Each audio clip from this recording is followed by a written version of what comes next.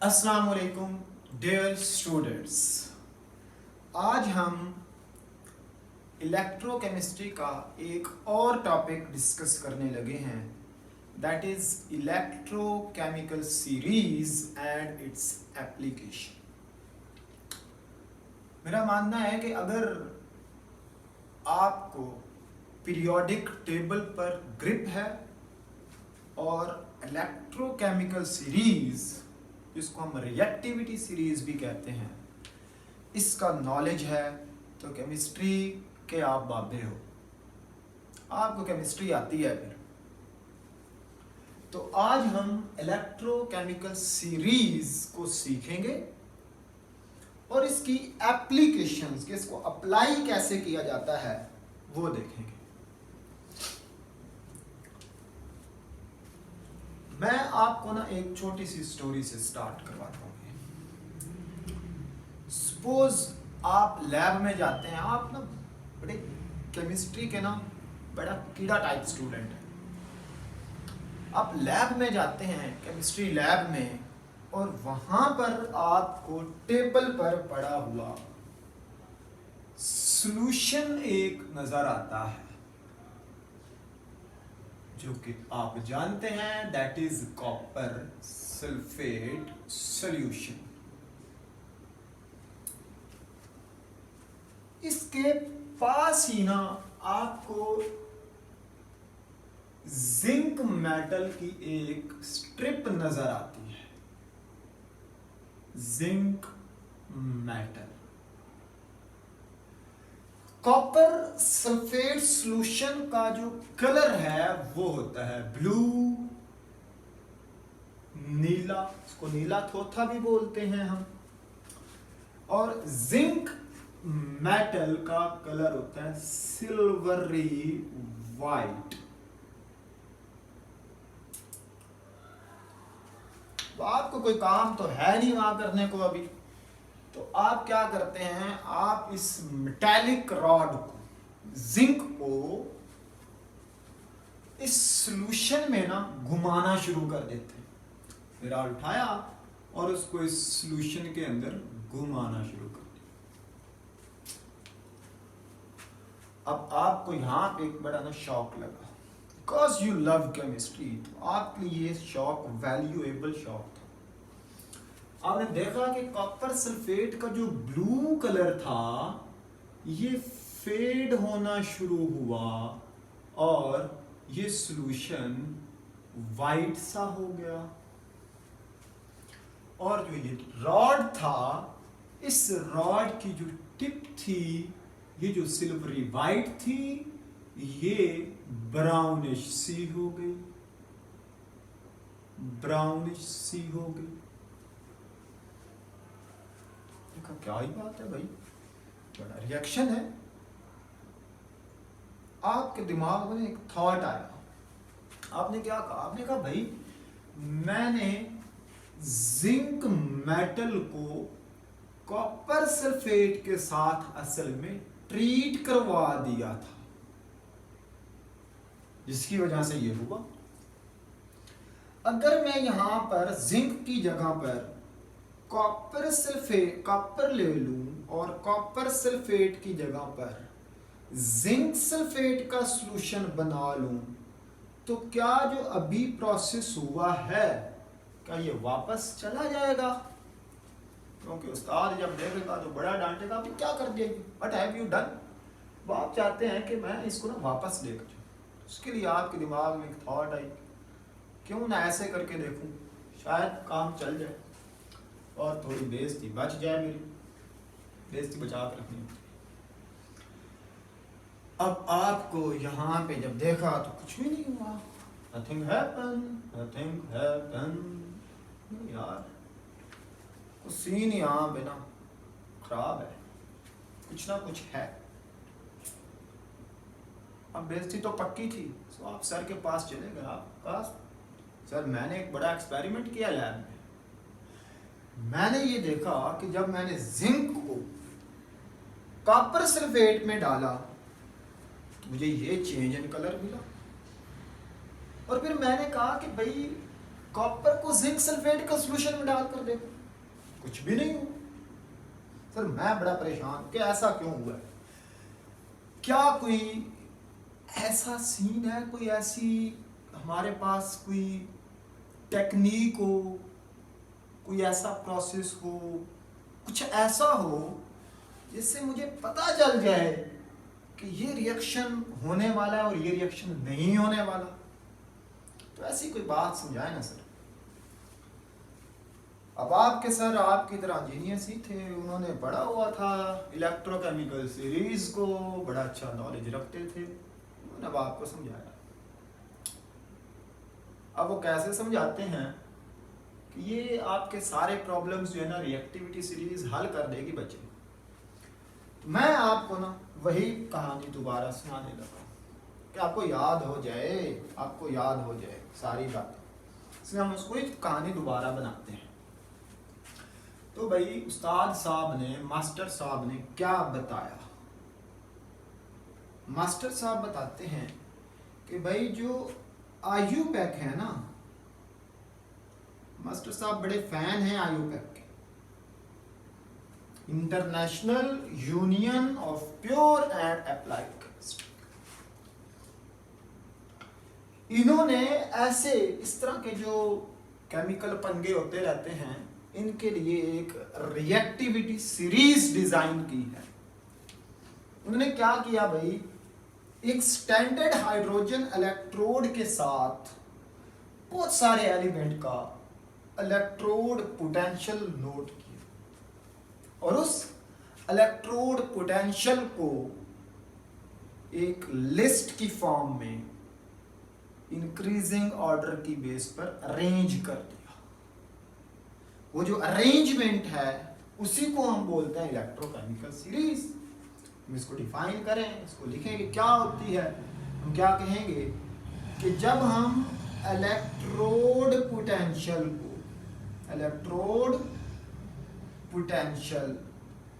किसका, of elements, अब IUPAC में ना एक स्टैंडर्ड फॉर्म देनी होती है, नहीं कि अब इलेक्ट्रोड पोटेंशियल दो तरह का है, ऑक्सीडेशन भी है, रिडक्शन भी है। तो आयुपैक ने याद रखना है आपने कि रिडक्शन मोड पर ये सीरीज डेवलप की है, रिडक्शन मोड पर। तो जब इलेक्ट्रोड पोटेंशियल ऑफ एलिमेंट्स जो कहां से लिया गया, ऑन हाइड्रोजन स्केल, ये हाइड्रोजन स्केल क्या है, इसमें आपने एक स्टैंडर्ड हाइड्रोजन इलेक्ट्रोड शी जो है उसके रेफरेंस से आप ये सारे कैलकुलेट कर रहे हैं। तो जब हम इन एलिमेंट्स के इलेक्ट्रोड पोटेंशियल यानी रिडक्शन पोटेंशियल को अरेंज कर देंगे किस बेस पर, इंक्रीजिंग ऑर्डर पर, तो आपको एक लिस्ट मिलेगी। ये जो लिस्ट है, लिस्ट ऑफ इलेक्ट्रोड पोटेंशियल्स, इसी को हम बोल रहे हैं एक्टिविटी या इलेक्ट्रोकेमिकल सीरीज। यानी when electrode potential of elements on hydrogen scale are arranged on increasing orders, the list developed is called ECS। अच्छा, अब बच्चों एक और भी ख्याल रखना है, ये जो स्टैंडर्ड हाइड्रोजन इलेक्ट्रोड लिया है ना, तो इसका मतलब है कि ये जो हम इलेक्ट्रोड पोटेंशियल्स ले रहे हैं ये स्टैंडर्ड फॉर्म में ले रहे हैं, स्टैंडर्ड कंडीशंस पर ले रहे हैं। और वो स्टैंडर्ड कंडीशंस क्या हैं, ये सारा काम आयुपैक किस पे कर रहा है, 298 केल्विन यानी 25 डिग्री सेल्सियस टेम्परेचर पर और 1 एटमॉस्फेरिक प्रेशर पर। और इसमें जो सॉल्यूशंस लिए गए, जिसमें ये कॉपर सल्फेट था, जो सॉल्यूशंस लिए गए हैं उनका कॉन्सेंट्रेशन 1 मोलर है। अगर आप ये कंडीशंस को वेरी करेंगे तो इलेक्ट्रोड पोटेंशियल्स की वैल्यू भी डिफरेंट आ जाएगी। सो अब हम बच्चों बताने लगे हैं कि वो कौन सी सीरीज बनाई है। वो एलिमेंट्स के इलेक्ट्रोड पोटेंशियल को हम यहाँ पे लिखेंगे, एलिमेंट्स को लिखेंगे और फिर उसको याद करने की कोशिश करते हैं। तो आप मेरे साथ साथ लिख लें। मैं आपको पहले एलिमेंट्स लिख देता हूँ कौन कौन से हैं, फिर उनको याद करने का तरीका भी बता देता हूँ कैसे याद करें। तो जी मेरे साथ साथ लिख लें। थोड़ा सा गाना गाते हुए, पंजाबी में गाना गाऊंगा मैं। देखो जी, लब के सनम, लब के सनम, लब के सनम, असी जिंदगी को, असी जिंदगी को फना कीता। लब के सनम असी जिंदगी को फना कीता। ना समझ पई, मेरी आवाज थोड़ी ज्यादा रोमांटिक है, सो डोंट बॉदर। ना समझ पई हुण की करिए, फिर असां हुण बनाई। क्या बनाई? College girl friend. तो लब के सनम असी जिंदगी को फना कीता, नहीं समझ पई हुण की करिए, फिर असां हुण बनाई कॉलेज गर्ल फ्रेंड। तो ये 24 एलिमेंट्स की बच्चे एक सीरीज मैंने आपके सामने लिख दी है। इसको याद रखते हैं। क्या याद रखते हैं? लब के सनम असी जिंदगी को कू कू कू कू फना कीता। नहीं समझ, या ना लिख लो, ना समझ पई, ना समझ पई हुण की करिए, की करिए, फिर यानी फिर असां हुण बनाई कॉलेज, या काली भी कह सकते हो, गर्ल फ्रेंड, फ्रेंड। आप ना इसको इंग्लिश में भी याद कर सकते हैं। इंग्लिश की भी एक तरतीब है, वो क्या है देखें। लिटल किंजा कैन सोडियम से सेंड मंकी एलिफेंट। ये हमारा एलिफेंट ई वाला होता है, लेकिन हमारा ए वाला, ठीक है। एलिफेंट, ये दोनों इकट्ठा करके बोलोगे ना याद रहेगा। Little Kinza can send monkey elephant जिब्राक्रो। कहां से? From Sydney. हमारा सिडनी सी वाला है क्योंकि कैडमियम है। सिडनी 10 है ना, तो Sydney to Pakistan. So little Kinza can send monkey elephant zebra crow from Sydney to Pakistan. आगे आ जाएगा जी हाइड्रोजन। पाकिस्तान पहुंच के ना फिर हाइड्रोजन लगा देना। फिर cute cute international, cute cute international fairies arrived. प्यारी प्यारी इंटरनेशनल परियां आ गई हैं। तो क्या करें? Hello hello hello hello hello, दोस्त दूसरे को बुला रहा है। हेलो ब्रदर, कॉल करो, बुलाओ, कॉल ऑल फ्रेंड्स, सारे दोस्तों को बुला लो। क्यूट क्यूट इंटरनेशनल फेरीज आ गई हैं, आप भी आ जाओ। So little Kinza cans and monkey elephant zebra crow from Sydney to Pakistan. Cute cute international fairies arrived. Hello brother, call all friends.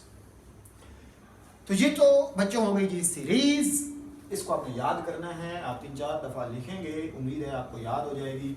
अब मैं आपकी मोहब्बत के लिए इनके सामने इनके इलेक्ट्रोड पोटेंशियल जो स्टैंडर्ड कंडीशंस पर लिए गए हैं, आईयूपैक ने निकाल रखे हैं, वो लिख देता हूँ ताकि आपको थोड़ा अच्छे से आइडिया हो जाए। अब ये कौन कौन से हैं जी इलेक्ट्रोड पोटेंशियल, इनकी मैं एक लिस्ट आपके सामने बना रहा हूं। तो ये कहानी शुरू हुई थी जी -3 से और ये जाएगी +2 तक, और हाइड्रोजन के लिए वैल्यू लेंगे हम 0 0 0 0।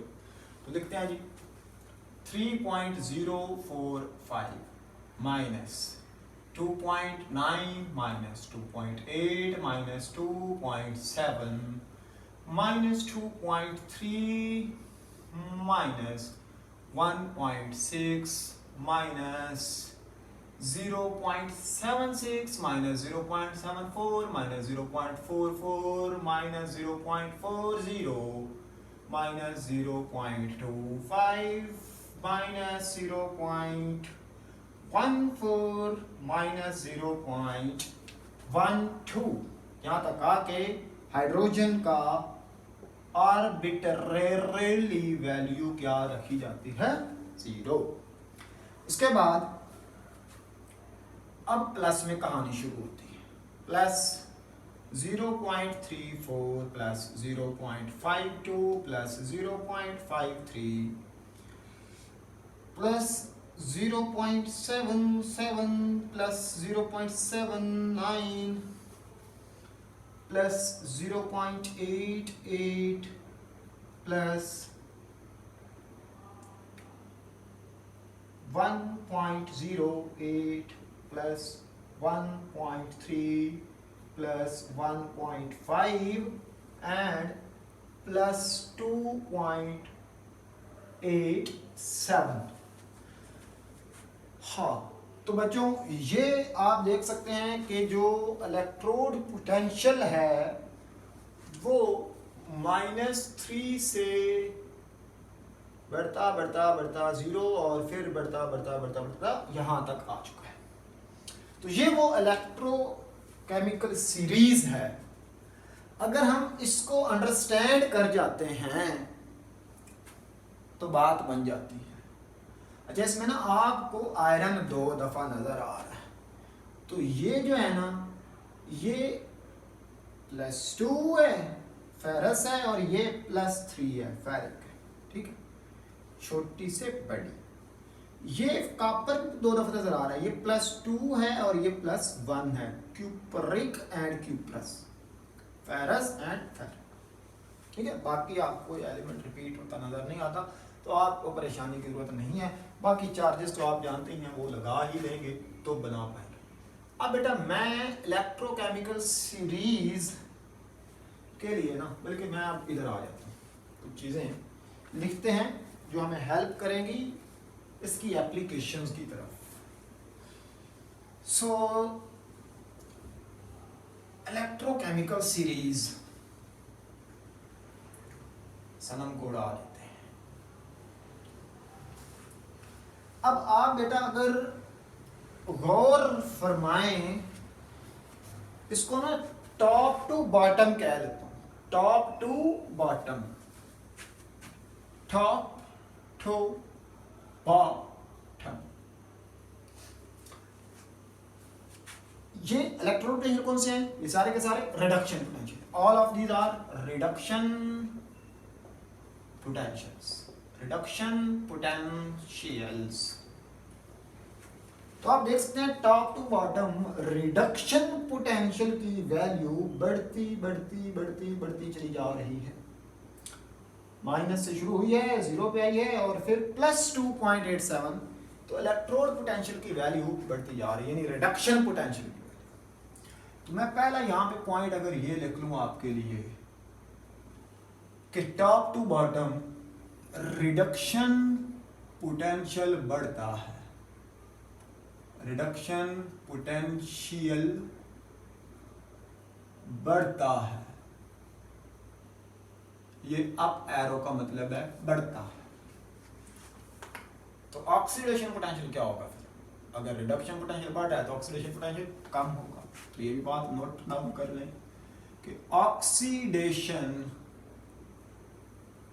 पोटेंशियल कम होता है। ठीक है। अच्छा, अब एक बात समझना बेटा, बड़े ध्यान से समझना, बड़ा बहुत ही आसान है बात। रिडक्शन पोटेंशियल का मतलब क्या होता है? तो रिडक्शन पोटेंशियल का मतलब होता है जी tendency of element to get reduced। जितनी एलिमेंट की रिड्यूस होने की टेंडेंसी ज्यादा होगी उतना रिडक्शन पोटेंशियल ज्यादा होगा। रिड्यूस होना क्या मतलब होता है? इलेक्ट्रॉन लेना। तो आप अगर आप यहाँ पे देखें तो लिथियम मेटल्स इलेक्ट्रॉन देती हैं, और अगर बिल्कुल बॉटम में चले जाओ तो फ्लोरीन है जो कि इलेक्ट्रॉन लेना पसंद फरमाती है। ऑक्सीडेशन पोटेंशियल पर क्या हो जाएगा? यही बात हो जाएगी। क्या? Tendency of element to get oxidised,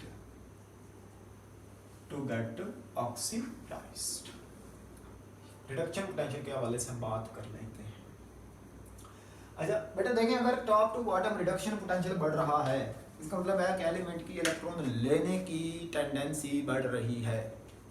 जिस एलिमेंट की इलेक्ट्रॉन लेने की, खाने की, कैप्चर करने की टेंडेंसी ज्यादा होगी वो एक अच्छा ऑक्सीडाइजिंग एजेंट होगा, क्योंकि वो दूसरे से इलेक्ट्रॉन छीन रहा है, रिड्यूस हो रहा है, सामने वाले को ऑक्सीडाइज कर रहा है। तो फिर मैं ये कह दूं, अगर यहाँ पे reduction potential E not reduction potential is, हाँ भाई ना आप लिख लेना OR, बात याद रहेगी। OR क्या है? ऑक्सीडाइजिंग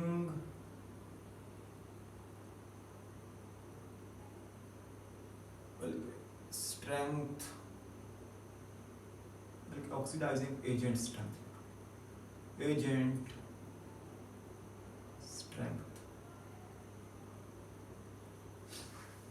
यानी रिडक्शन पोटेंशियल ज्यादा तो ऑक्सीडाइजिंग एजेंट की ऑक्सीडाइजिंग पावर ज्यादा, यानी ऑक्सीडाइजिंग पावर ज्यादा, ऑक्सीडाइजिंग पावर ज्यादा, डायरेक्ट रिलेशन। जितना रिडक्शन पोटेंशियल ज्यादा उतनी ऑक्सीडाइजिंग पावर ज्यादा, जितना रिडक्शन पोटेंशियल ज्यादा उतनी ऑक्सीडाइजिंग पावर ज्यादा। आप देख सकते हैं fluorine, chlorine, bromine and iodine, halogens की ऑक्सीडाइजिंग पावर का ऑर्डर आपने पढ़ा हुआ है। फ्लोरीन की ज्यादा होती है, देन क्लोरीन से, क्लोरीन की ज्यादा होती है, देन ब्रोमीन से, ब्रोमीन की ज्यादा होती है, देन आयोडीन से। तो नीचे में रिड्यूसिंग एजेंट स्ट्रेंथ लिख दूं, एजेंट स्ट्रेंथ या रिड्यूसिंग पावर, यानी जितना रिडक्शन पोटेंशियल ज्यादा उतनी रिड्यूसिंग पावर कम होगी। पावर दूसरे पर अप्लाई, यानी कि आप किसी को रिड्यूस, जितना आप रिडक्शन पोटेंशियल ज्यादा है आप दूसरे को रिड्यूस आसानी से नहीं कर पाएंगे। आप उसको ऑक्सीडाइज कर सकते हैं, उससे इलेक्ट्रॉन ले सकते हैं, लेकिन उसको रिड्यूस नहीं कर सकते, उसको इलेक्ट्रॉन नहीं देंगे, क्योंकि आप तो इलेक्ट्रॉन खुद चाहते हैं, अपना रिडक्शन पोटेंशियल ज्यादा, इलेक्ट्रॉन गेनिंग टेंडेंसी आपकी अपनी ज्यादा है। जब खुद इलेक्ट्रॉन से मोहब्बत करते हैं तो आप दूसरे को इलेक्ट्रॉन नहीं देंगे। तो एक तो ये बड़ी इंपॉर्टेंट बात आपने याद रखनी है, this is very very important बात, this is very very important बात। अच्छा, और अब मैं ना कुछ पॉइंट्स इसके लिख रहा हूँ जी, जो आपको याद रखने हैं इसकी एप्लीकेशंस के हवाले से। तो अगर मैं आपसे बेटा पूछ लूँ top to bottom oxidizing power बढ़ती है या कम होती है, तो बताना है आपने ऑक्सीडाइजिंग पावर बढ़ती है। डायरेक्ट रिडक्शन पोटेंशियल बढ़ा तो ऑक्सीडाइजिंग पावर बढ़ी। Top to bottom reducing power बढ़ती है या कम होती है, अगर ऑक्सीडाइजिंग पावर बढ़ रही तो रिड्यूसिंग पावर कम होगी, और नीचे से ऊपर जाएंगे तो इसको उल्टा देंगे। अच्छा, अब यहां से ना देखिएगा जरा, अब क्या क्या अंदाजा, क्या क्या चीजें निकाल सकते हो इलेक्ट्रोकेमिकल सीरीज से, ये आपको क्या क्या बताती है। देखें,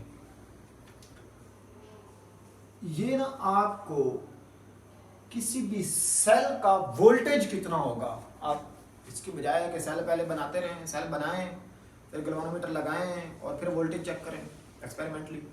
बहुत शौक है आपको एक्सपेरिमेंट करने का। जब आपने वोल्टेज चेक किया, जितना आपको चाहिए उतना है ही नहीं, तो ये आपको बताएगी कि सेल वोल्टेज कितना। जब आपको पहले ही इससे पता चल गया, अब आपके लिए सेल बनाना बड़ा आसान हो। तो ये आपको सेल वोल्टेज के बारे में इंफॉर्मेशन दे सकती है, वोल्टेज नहीं, सेल वोल्टेज। और क्या आपको यानी कि ईएमएफ के बारे में बता सकती है। और क्या बताती है, देखिए बेटा, अगर मैं बात करता हूं ना मेटल्स की, तो मेटल्स की रिएक्टिविटी देखना, reactivity of metals, comparative reactivity of metals. तो बेटा आप देखें, ऊपर से नीचे रिडक्शन पोटेंशियल बढ़ रहा है, यानी कि इलेक्ट्रॉन देने की पावर कम होती जा रही है। और मेटल्स यूजुअली क्या करते हैं, इलेक्ट्रॉन देने वाली होती है, पॉजिटिव आयन बनाती है इलेक्ट्रॉन देकर। तो टॉप टू बॉटम मेटल्स की रिएक्टिविटी कम हो रही है। So top to bottom metals की रिएक्टिविटी कम हो रही है, यानी जो मेटल्स हाइड्रोजन से ऊपर हैं, जो मेटल्स हाइड्रोजन से ऊपर हैं, अबव हाइड्रोजन हैं, ये इनकी रिएक्टिविटी ज्यादा है, मोर रिएक्टिव है। और जो बिलो हैं, बिलो हाइड्रोजन, ये लेस रिएक्टिव।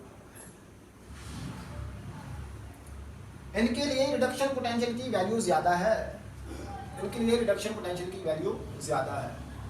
जितनी मेटल की रिडक्शन पोटेंशियल की वैल्यू ज्यादा होगी, उतनी कम रिएक्टिव होगी। जितनी मेटल की रिडक्शन पोटेंशियल की वैल्यू कम होगी, वो उतनी ज्यादा रिएक्टिव होगी। आप जानते हैं ये लिथियम की लार्ज नेगेटिव वैल्यू, तो जितनी इसकी कम है, आप जानते हैं कि लिथियम, पोटासियम, ये ज्यादा रिएक्टिव मेटल्स हैं।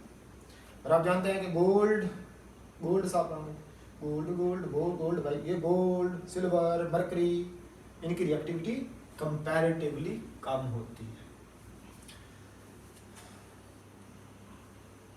ये आपको जब सेल वोल्टेज की बात की है तो एनोड और कैथोड तो चाहिए, ये आपको एनोड और कैथोड की आइडेंटिफिकेशन भी देती है। Identification of anode and cathode.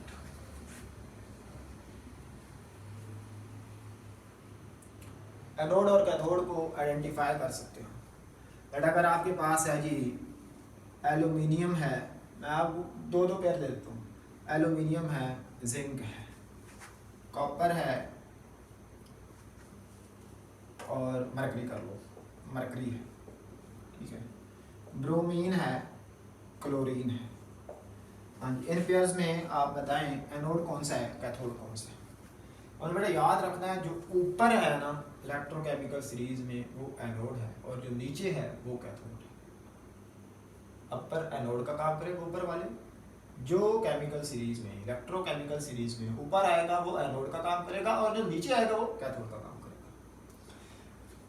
इसके लिए ना आप एक चीज जरा देखें, एक चीज याद रखें, मैं आपको ना एक सेंटेंस की मदद से ये बात सिखाता हूँ, ये वाली पुरानी कहानी मिटा देती हूँ।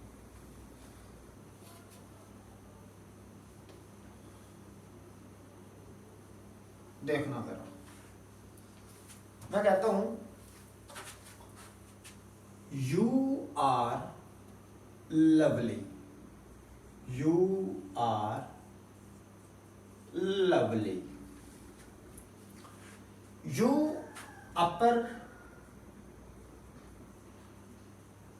आर रिड्यूस भी है और रिप्लेस भी है, रिप्लेस भी है। जो आपका रोला था वो रिप्लेस वाला, और लवली लोअर है। अपर रिड्यूस लोअर या अपर रिप्लेस लोअर, ऊपर वाली मेटल नीचे वाली को रिप्लेस कर सकती है। जैसे आपने रिएक्शन देखा था, कौन सा वाला मिला, वो शुरू में जब दो डब्बों के अंदर आपने राड को घुमा लिया था, हमने देखा कि जिंक राड को जब कॉपर सल्फेट में डाला तो क्या बना, जिंक सल्फेट बना और कॉपर अलग हो गई। अपर रिप्लेस लोअर, जिंक देखें तो इलेक्ट्रोकेमिकल सीरीज में ऊपर है जबकि कॉपर नीचे है, तभी ये रिप्लेस हो पाए। और जब आपने कहा कि भाई मैं जिंक सल्फेट प्लस कॉपर, कोई रिएक्शन नहीं, क्योंकि जिंक ऊपर है रिएक्टिविटी सीरीज में और कॉपर नीचे है, इसलिए कॉपर जिंक को रिप्लेस नहीं कर सकता। अच्छा अब देखें अपर रिड्यूस लोअर, बेटा अपर रिड्यूस लोअर, अगर ऊपर वाला एलिमेंट नीचे वाले को रिड्यूस कर रहा है तो उसकी अपनी क्या हो रही है, ऑक्सीडेशन, ऑक्सीडेशन। यानी ऊपर वाला एलिमेंट किसका काम कर रहा है, रिड्यूसिंग एजेंट का काम कर रहा है। ये किसका काम कर रहा है जी, रिड्यूसिंग एजेंट का काम कर रहा है। तो रिड्यूसिंग एजेंट की अपनी क्या होती है, ऑक्सीडेशन। अगर ये रिड्यूस हो रहा है नीचे वाला तो इसका मतलब है कि ये किसका काम कर रहा होगा, ऑक्सीडाइजिंग एजेंट का काम कर रहा होगा। तो नीचे ऑक्सीडाइजिंग पावर बढ़ती है, नीचे वाले ऑक्सीडाइजिंग एजेंट, ऊपर वाला रिड्यूसिंग एजेंट। तो ये रिड्यूस हो रहा है यानी इसकी क्या हो रही है, रिडक्शन हो रही है। इसकी क्या हो रही है जी, रिडक्शन हो रही है। अब मुझे बताओ ऑक्सीडेशन कहां पे होती है, एनोड पर। तो ऊपर वाला एलिमेंट किसका काम करेगा, एनोड। अब देखो एल्यूमिनियम ऊपर है, जिंक नीचे है, तो aluminium anode, zinc cathode. Galvanic cell की बातें कर रहे हैं हम। कॉपर ऊपर है नीचे है, कॉपर और मरकरी, कॉपर ऊपर मरकरी नीचे, तो कॉपर एनोड, मरकरी कैथोड। ऊपर वाला इलेक्ट्रॉन देगा, नीचे वाला इलेक्ट्रॉन लेगा, ऊपर वाला पैसे देता है और नीचे वाला लेता है। जिंक ब्रोमीन ऊपर है, एनोड का काम करेगा, क्लोरीन कैथोड का काम करेगा। जी कहानी समझे कि ये एनोड की आइडेंटिफिकेशन का भी काम करता है। अब यहां से आपको ये भी बात समझ आ गई होगी कि अपर रिड्यूस लोअर, तो ये आपको रिप्लेसमेंट रिएक्शन के बारे में बताती है। Replacement reaction, replacement of element, replacement of elements with another element, उसका रिएक्शन भी आपको बताएंगे ये रिएक्शन होगा या नहीं होगा। मेटल्स की रिएक्टिविटी ओवरऑल ऊपर से नीचे चलो तो कम होती है, ओवरऑल कम होती है, नीचे वाली लेस रेट, ऊपर वाली मोर रेट। नॉन मेटल्स की अगर बारे में बात कर ली जाए, नॉन मेटल्स तो इनकी रिएक्टिविटी का क्या ऑर्डर है। नॉन मेटल्स देखिए, नॉन मेटल्स कहाँ पड़ी हैं, ऊपर सारी मेटल्स पड़ी हैं, मेटल्स पड़ी हैं, आयोडीन पड़ा है, ब्रोमीन पड़ा है, क्लोरीन पड़ा है और फ्लोरीन। तो अब देखिए बेटा, नॉन मेटल्स जो हैं वो इलेक्ट्रॉन लेना पसंद क्या करती हैं, तो ऊपर से नीचे रिडक्शन पोटेंशियल बढ़ रहा है, यानी इनकी इलेक्ट्रॉन गेनिंग टेंडेंसी बढ़ रही है, यानी इजीली इलेक्ट्रॉन लेगी। जैसे जैसे ऊपर से नीचे आ रहे हैं तो इलेक्ट्रॉन लेने की टेंडेंसी बढ़ रही है। तो मतलब नॉन मेटल्स की रिएक्टिविटी सीरीज में ऊपर से नीचे बढ़ती है, रिएक्टिविटी ऊपर से नीचे बढ़ती है। मेटल्स की कम होती है, नॉन मेटल्स की ऊपर से नीचे बढ़ती है। अब अगर आप HCl के अंदर, हाइड्रोक्लोरिक एसिड के सॉल्यूशन के अंदर क्या डालते हैं, मैं आपको कहता हूं कि आपके पास जो कोल्ड ड्रिंक आपने पहनी हुई है वो HCl में डाल दो, अगर आप एक अच्छे केमिस्ट हैं, आपको रिएक्टिविटी सीरीज का नॉलेज है तो आप डाल देंगे, और अगर आप अच्छे केमिस्ट नहीं हैं तो नहीं डालेंगे। मैं कहता हूँ डर जाएंगे, मैं नहीं डालता।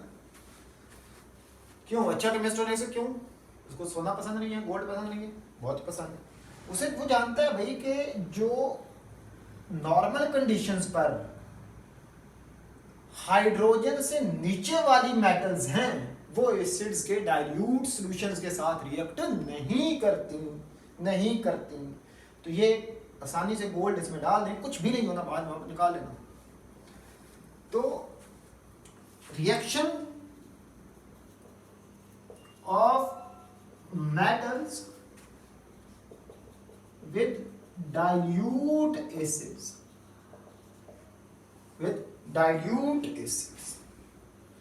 तो जो अबव द सीरीज है वो हाइड्रोजन लिबरेट करती हैं। अबव द सीरीज जो मेटल्स पड़ी हैं, अबव द सीरीज वो रिएक्ट करती हैं,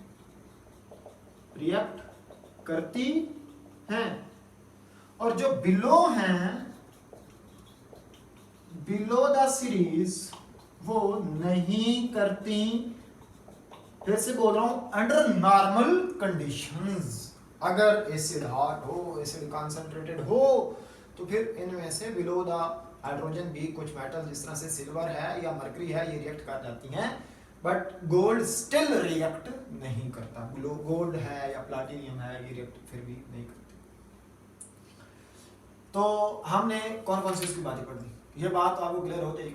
रिडक्शन पोटेंशियल जितना ज्यादा होगा ऑक्सीडाइजिंग पावर उतनी ही ज्यादा होगी। रिडक्शन पोटेंशियल जितना ज्यादा होगा रिड्यूसिंग पावर उतनी ही कम होगी।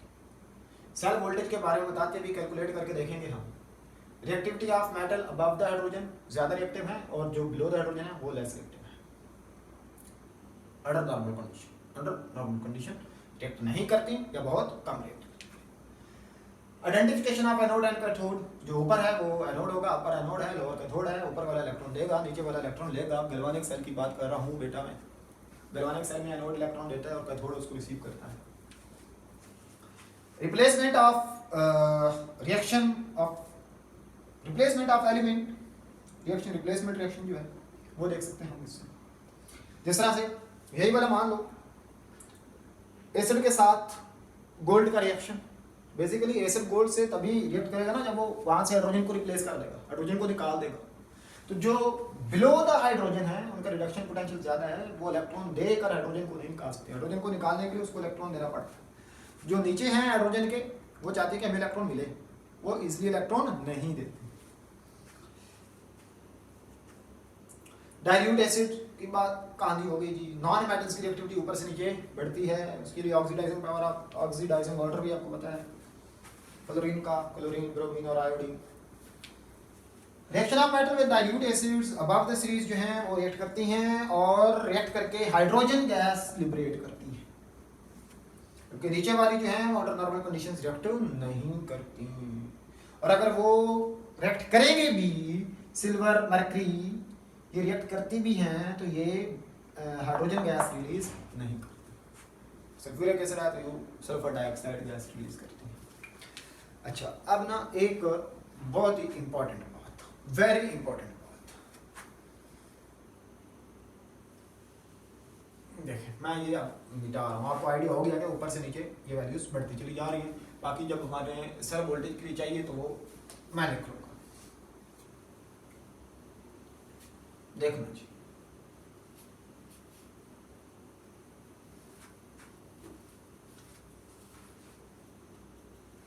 Spontaneity of reaction, feasibility of reaction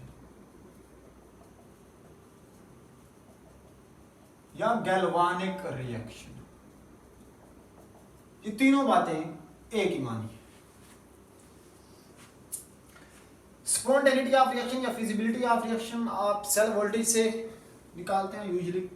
अगर सेल वोल्टेज जो है वो पॉजिटिव हो तो रिएक्शन स्पॉन्टेनियस होगा, यानी ये स्पॉन्टेनिटी एक तो आप सेल वोल्टेज से निकालते हैं, सेल वोल्टेज से। अगर इसकी वैल्यू पॉजिटिव हो प्लस ई सेल आए तो स्पॉन्टेनियस होता है। फिजिबल होता है, गैल्वेनिक होता है, और अगर माइनस आए तो ये नॉन स्पॉन्टेनियस होता है, फिजिबल नहीं होता, गैल्वेनिक नहीं होता, इलेक्ट्रोलाइटिक होगा। तो ई सेल को कैलकुलेट करते हैं, वाइंड अप करते हैं चीजों को। ई सेल कैसे कैलकुलेट करेंगे? ई सेल कैलकुलेट करने के लिए बेटा इक्वेशन है ऑक्सीडेशन प्लस ई रिडक्शन।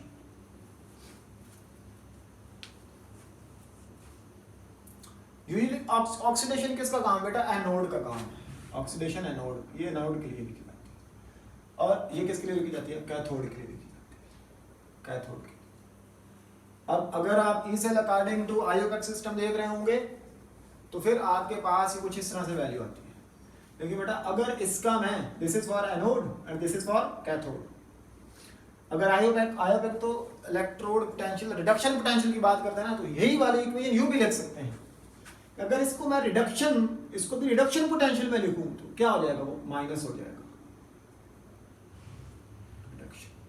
लेकिन है किसके लिए? ये एनोड का, एनोड का रिडक्शन लिख रहा हूं, इसलिए नेगेटिव साइन आ गया। ये किसके लिए है? एनोड के लिए।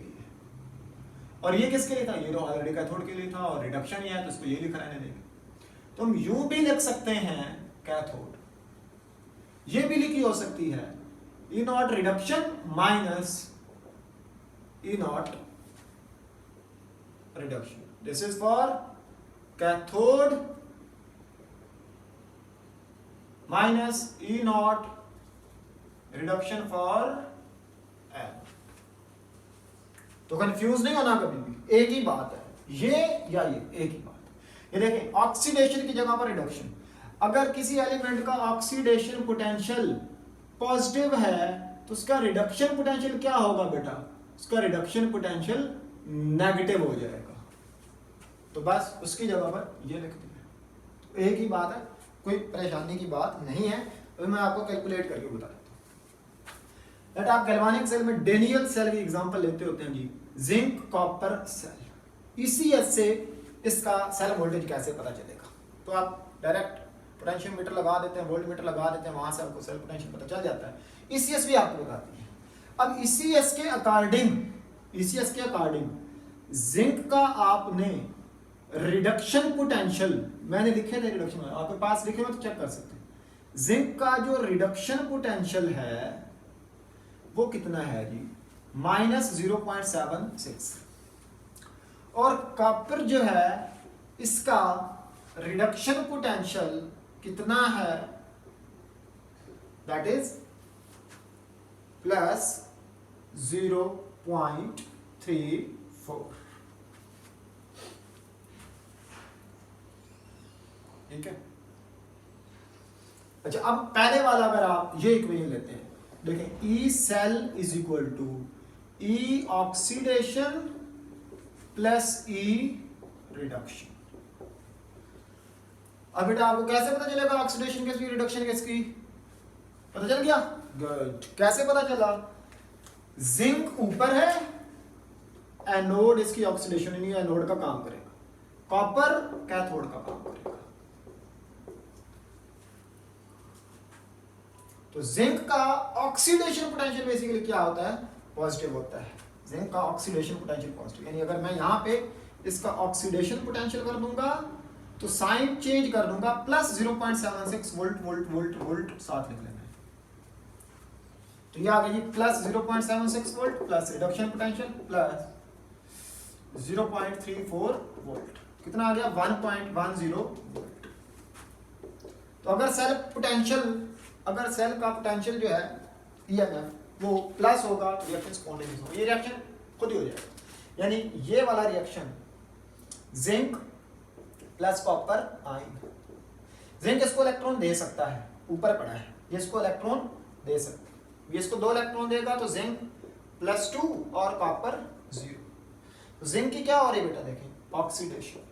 कॉपर की क्या हो रही है? रिडक्शन। ने क्या लिखा था? You are lovely, upper reduce lower.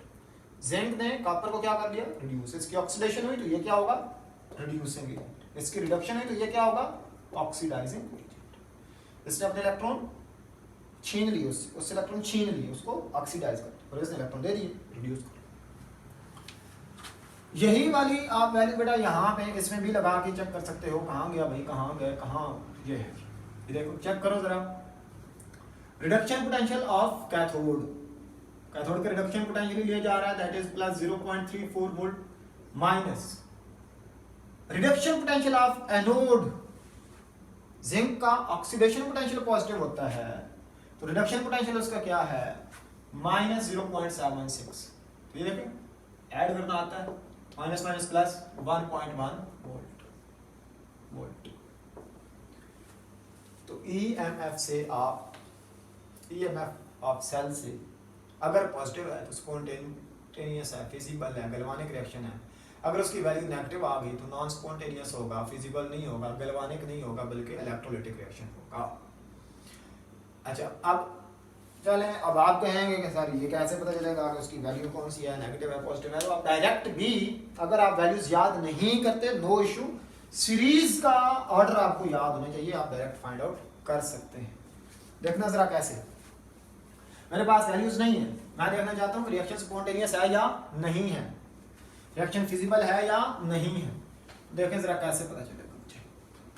मैं कुछ ना एग्जांपल्स के तौर पर लिख देता हूँ। इसके अंदर मैं अपना डाइल्यूट एसिड वाला रिएक्शंस भी एग्जांपल्स में लिखूंगा, ठीक है। मेटल का मेटल के साथ रिप्लेसमेंट, ये सारी बातें यहाँ से क्लियर हो जाएंगी इन एग्जांपल्स से। तो बस जस्ट 5 मिनट्स। चलिए, तो आपने चेक करना है कि रिएक्शन फिजिबल है या नहीं है। मैं रिएक्ट करवाता हूँ जी, zinc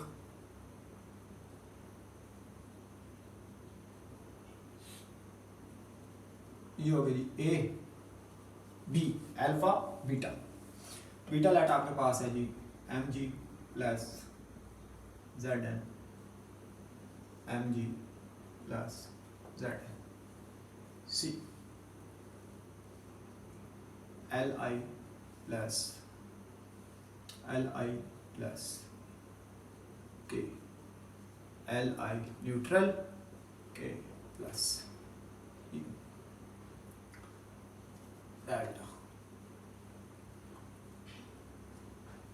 copper plus zinc sulphate, copper sulphate plus zinc, eta. Magnesium plus calcium sulphate, calcium plus magnesium sulphate, फेम्टा।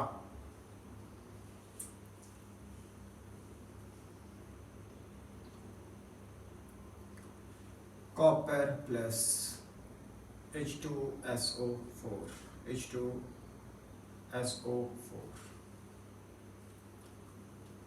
Hydrogen plus copper sulphate, गैम्टा। आयरन प्लस H2SO4,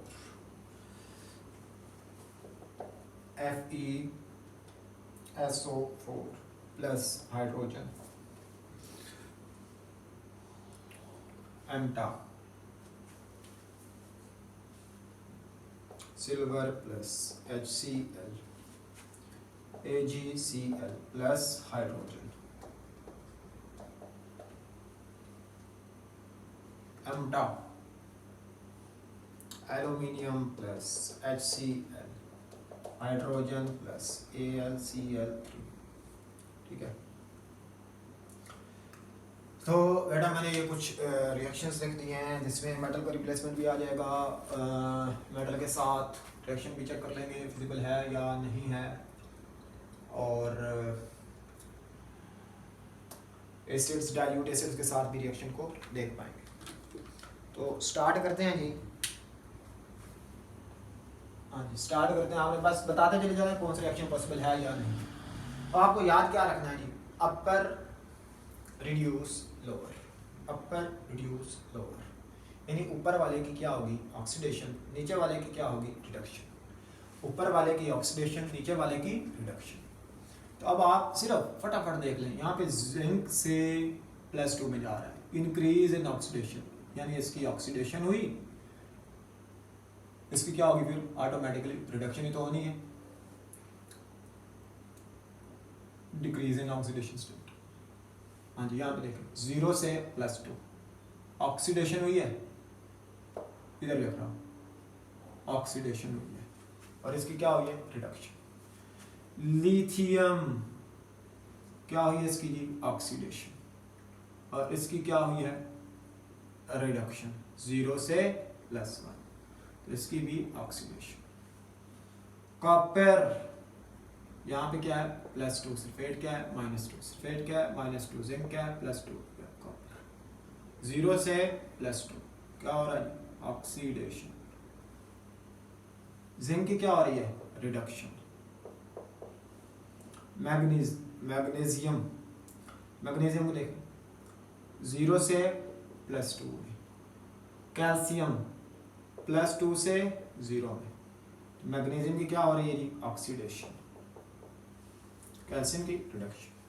कॉपर 0 से +2, हाइड्रोजन +1 से 0, कॉपर की क्या करवा रहे हैं ऑक्सीडेशन। यहाँ पे देखें 0 से +2, +1 से 0, आयरन की क्या हो रही है ऑक्सीडेशन, हाइड्रोजन की क्या हो रही है रिडक्शन।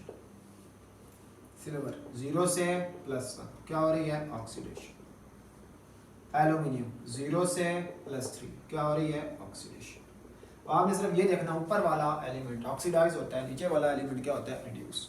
अब सीरीज आपको याद होगी, आप जानते हैं कि भाई जिंक ऊपर है, कॉपर नीचे है, तो जिंक की ऑक्सीडेशन ही होनी थी, यानी ये रिएक्शन फिजिबल है, स्पॉन्टेनियस है, गैल्वानिक है, ओके है, होगा, बिल्कुल होगा। मैंगनीज और जिंक, मैग्नीशियम ऊपर है और जिंक साहब नीचे है, तो ये इसको इलेक्ट्रॉन दे सकता है, इसने इसको इलेक्ट्रॉन दे दिए, पॉसिबल है ऑक्सीडेशन।